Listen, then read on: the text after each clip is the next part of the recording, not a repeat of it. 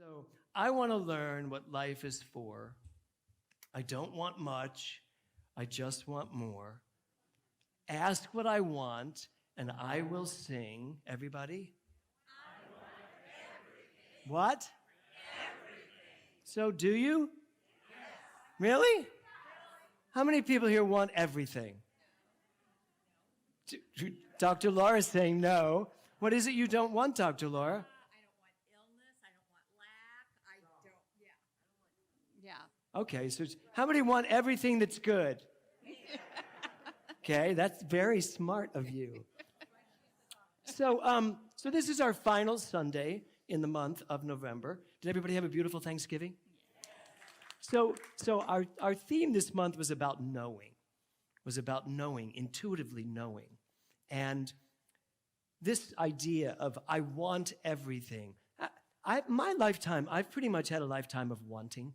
I always wanted the best. I always wanted the next thing. I was always geared up for what's next. Okay, I did this, now what? Okay, I did this, now what? Right? How many of you can follow that line? It seems this side of the room has a different vision. But that's what I did. You know, I wanted, and I got it. Don't we get ahead that way too? When you are constantly saying, nope, now it's this. I want everything. So, how much of this life do you know you can have? Our theme is knowing. So it's one thing to want everything, but how much of you knows that you can have everything? How much of you actually believes that? Wanting and knowing are very different. Wanting and having are very different, right? Wanting means I identify I don't have something, so I want this. And that's really what I want to talk about today. As we close out this month of knowing, how much of you knows, absolutely knows, that you can have anything and everything? You can have everything. Why do you think, I have a note here for myself, what stops people from wanting everything that life has to offer? What stops somebody from not wanting something? Partly it's because they don't think they can have it. They don't think that they can get it. So you got to ask yourself, in terms of wanting, how much do you know you can accomplish, that you can actually have of what you want? Because I'll tell you this, wanting can be a very difficult game. If you go through life wanting but not getting, anybody have that happen ever in their life? Yeah, wanting but not getting. I wanted a Tony Award. I have not gotten one yet. As soon as they start giving out Tonys for Best Minister. That'd be fun, wouldn't it? No, because there's no competition in that realm. Yeah, right. So here's the thing. What stops people from wanting everything that life has to offer? Answer. They don't know who they are, which is someone who already is everything. You see, when we don't know who we are, we don't realize what we have. And we start wanting because we don't know. So in the next slide, Dr. Joyce Brothers said this: the secret to having it all is loving it all. So just think about that for a minute. Did you get that, Joyce? I looked over, you were like, what? The secret to having it all is loving it all. Why is that? Well, because love is a magnet. Give me the next slide here. The magnet pull of love brings everything to itself. Wanting can sometimes be negative. Wanting can sometimes inform the universe that I don't have it. And sometimes wanting can come with an energy, and a lack energy. Do you ever feel that when you really just want something? But the magnetic pull of love brings everything to itself. When you actually know who you are, everything comes to you because everything is you. Just follow that logic for a minute. If I know that love is all I am, and if I really am just love on a stick, which I've been described as many times, love on a stick, then love has to come back to me, doesn't it? It just has to. If I am nothing but love, then I must only be able to attract that which I am. That's what we teach, in case you didn't know. So the title of my talk today is this: why not have it all? Why not have it all? And you know what's so funny? Reverend Laurie does our slides. And I thought to myself, that's so weird that she gave me a little girl for my slide. No, it's not a girl, it's a boy. But I saw the ribbon on top of her hair, and I thought it was her hair. And I was like, oh, I'm good with the little girl. Oh, there's a little girl inside of me somewhere. Then when I got here today, I was like, oh no, it's a little boy. So thank you for that. You thought of me. Yes, so why not have it all? I want you to ask yourself that. Why not have it all? Can you have it all? Yeah, you can. But why not have it all? And my thought on that was this: if I know who I am, I already have it all. But the knowing that I have it all is what attracts it all towards me in the outer realm, as we talked about installing the ministers. So, can you have it all? Well, Oprah Winfrey weighed in on this when she said, you can have it all, you just can't have it all at once. Really, Oprah? I had to really ask myself, I've bought into this. How many people have bought into that sentence? I've heard this so many times. You can have it all, you just can't have it all at once. Why not? Why can't I have it all at once? And I want to tell you a little story. So, when I first did what these beautiful people did today, I made a deal with my husband that I would never be a pulpit minister. I would never have a church. I said, Kevin, I know I need to become a minister, but it's not to have a church. I'm an actor. I have a big career ahead of me. I was a client of CAA. I had a movie that just opened. I was like, no, I just want to be able to lecture occasionally. And, and then fast forward, was it about a year? No, not even a year, was it? Yeah. About 9 months later, I'm sitting at a Silomar, and I'm sitting there, and I'm like, oh, Lord. Somebody was speaking, I think it was Dr. Ken Gordon, was speaking, and I was like, oh, I need to do this full time.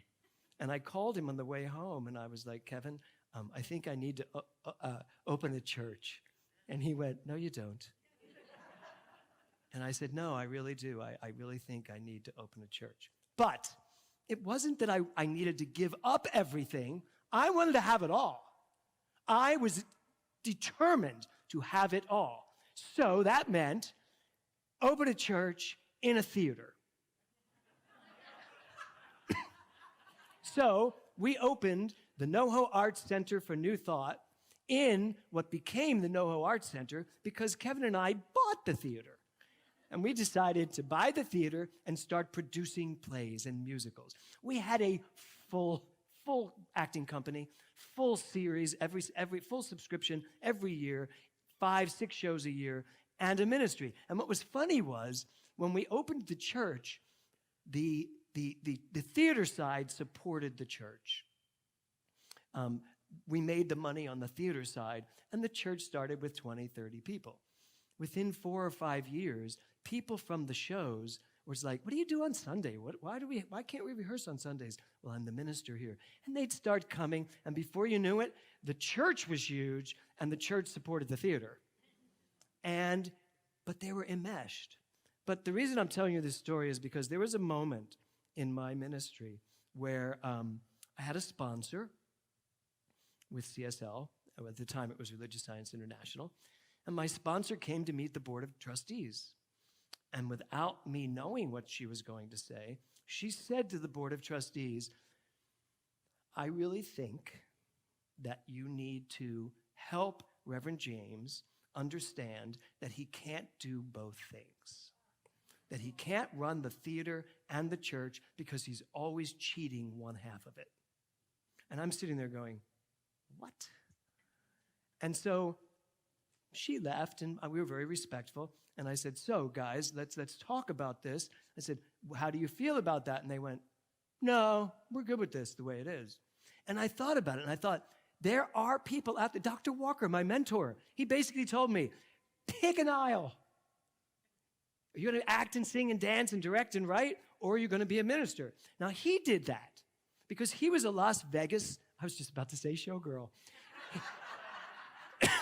He was a Las Vegas singer before he became a minister, and once he became a minister, he never sang again.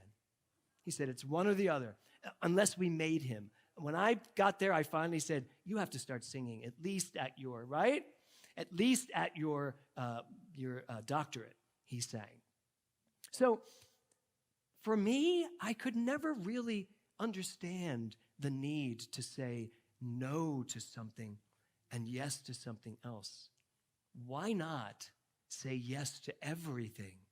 And not, as Ephra says, just, I can only do this at one time, but to say yes to everything and then follow the energy inside of you. It knows where you're going. It knows what you're doing. I remember one Sunday, we had this major, amazing service, and then I had to go play Barnum at 2 o'clock for the matinee. So I'm on stage and I'm doing the whole sermon, and then all of a sudden I'm backstage and I was like, this is a little schizophrenic. I'm now going to get on stage and play someone else. But then I got on stage, started playing Barnum, and realized I was Barnum.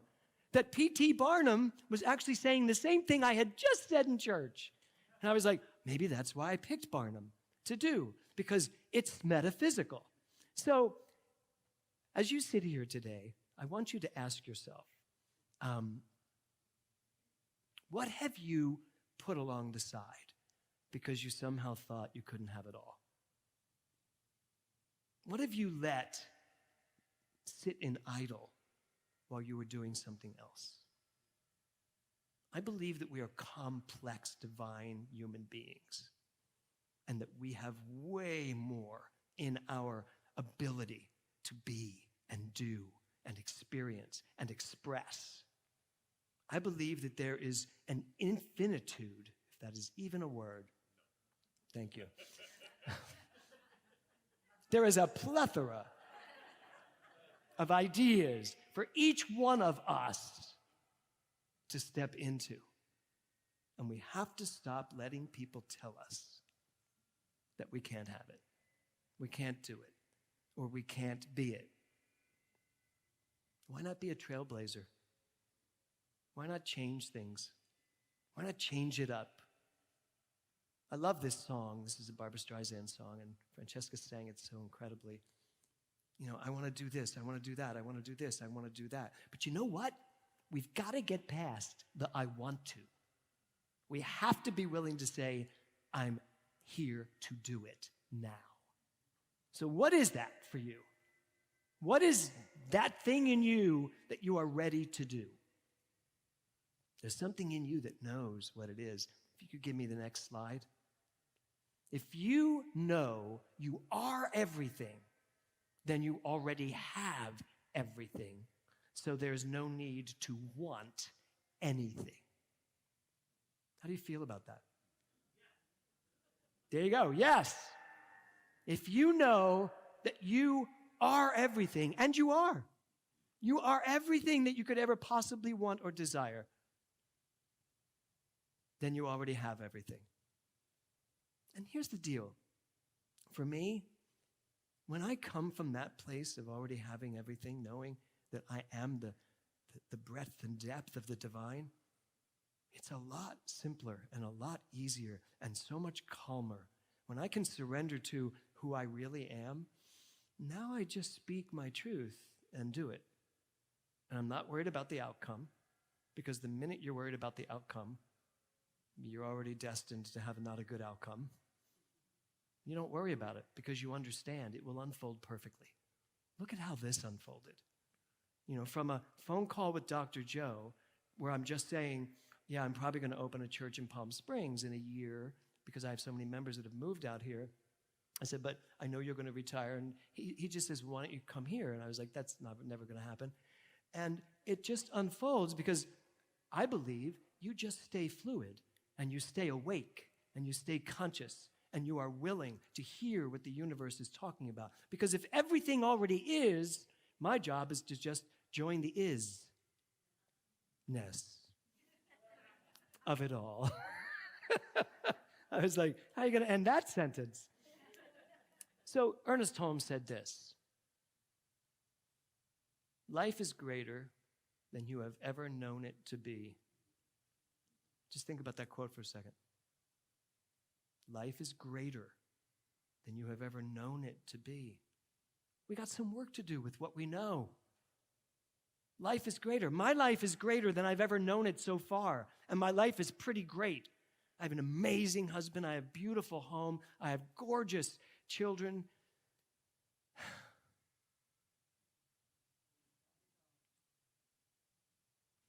A lot of you don't know this, but my daughter passed 3 years ago tomorrow.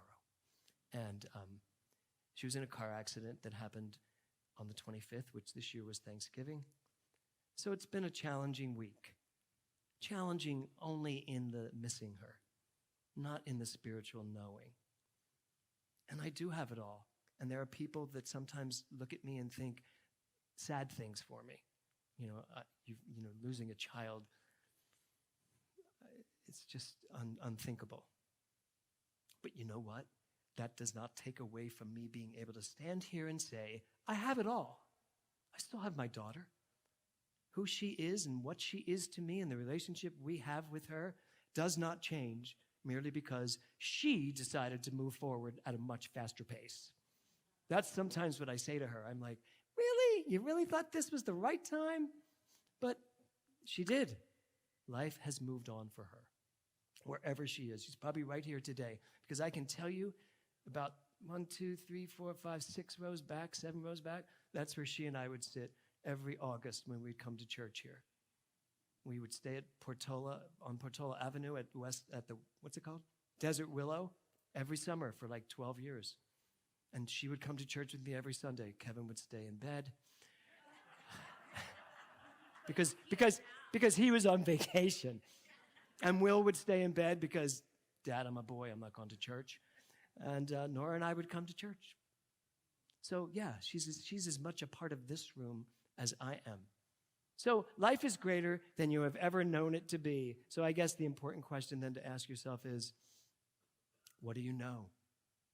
What do I know? What do I know that's keeping my greatness away from me? What do I know that's holding me back from what is mine to do? Get rid of those things that you think you know, because there's much bigger things for you to know. You know, the other day when it was announced that Stephen Sondheim died, I felt this little pain in my heart. I have not spoken to Stephen for years and years and years, but, having done my big Broadway show with him, there's a connection you'll never lose. And I did a club act in New York at one point, and I invited everybody, and actually Leonard Bernstein came, but Stephen didn't come. And Stephen sent me a little note that I still have in my steamer trunk. And what it said was, it just said, sorry I can't be there, just make sure you do it your way, Stephen. And that was it. He was not really a very, let's just say, he was not warm and fuzzy. Yes. As Leonard Bernstein was very warm and fuzzy. So do it your way. I believe I have done it my way in life up to this point. I expect to keep doing it my way. So I ask you, have you done it your way? Is your life your design, or did someone else design part of it? Or have circumstances designed part of it? Or has the zeitgeist of collective consciousness designed part of it? Have you done it your way, no matter what? So that's the knowing we have to get in tune with.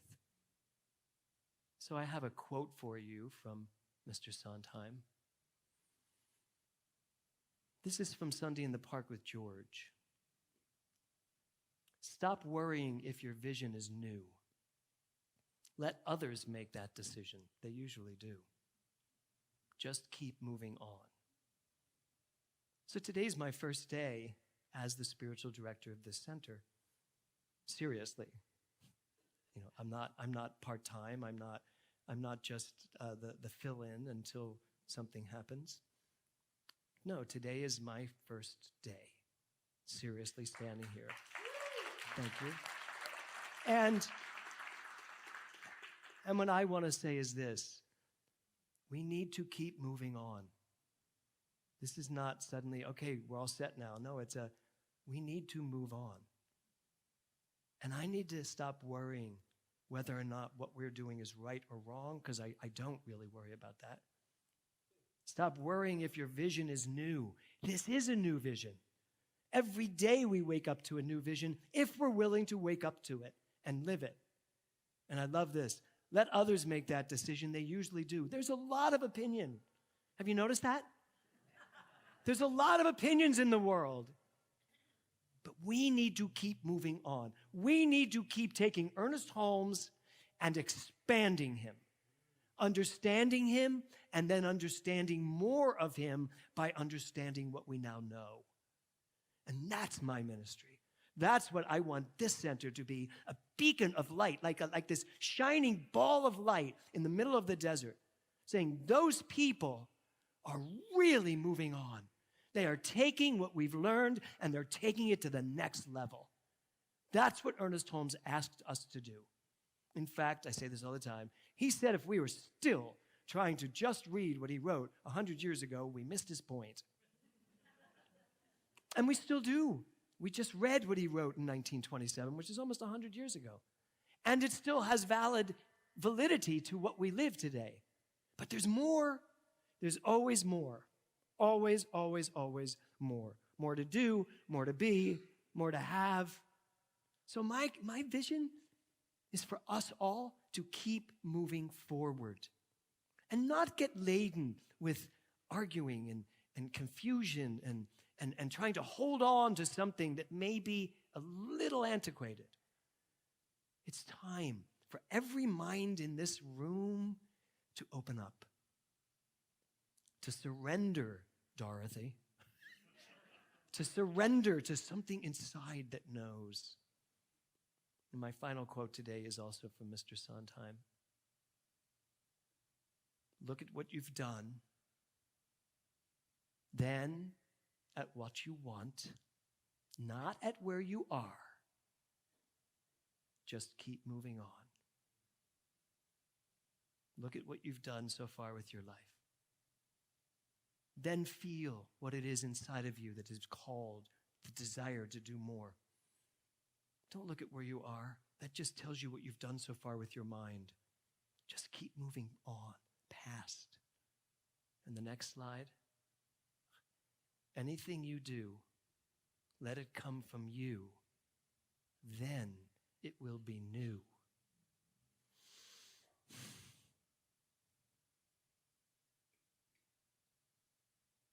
Give us more to see.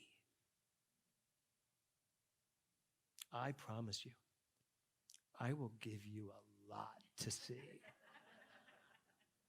And with these ministers and with Dr. Laura, we are ready to move on. And all I can say is thank you for the support and join us because it's going to be a fun ride. Namaste. Thank you.